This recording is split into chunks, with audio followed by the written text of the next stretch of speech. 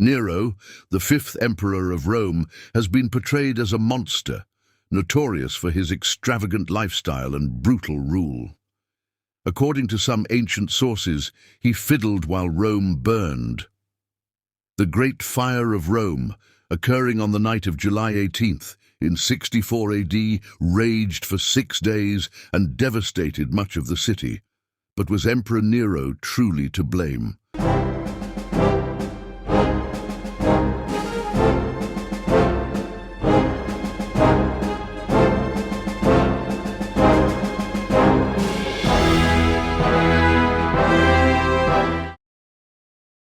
It was definitely not Rome's shining hour when a 16-year-old Nero inherited the throne from his great-uncle Claudius.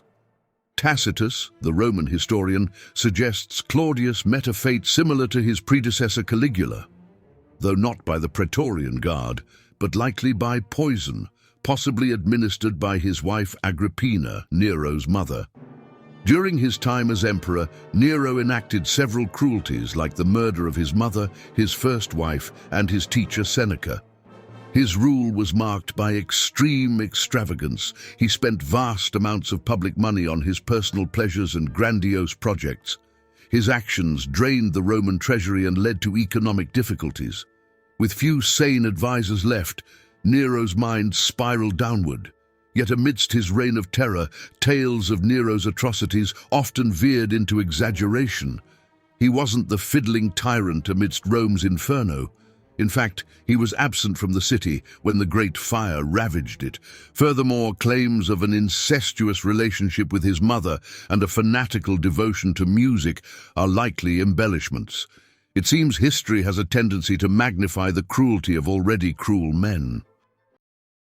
Returning to the fire, Tacitus recounts Nero's whereabouts 50 kilometers south of Rome in Antium when disaster struck.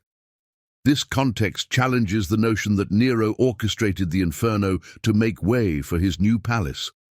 Upon hearing of the catastrophe, Nero swiftly returned to Rome.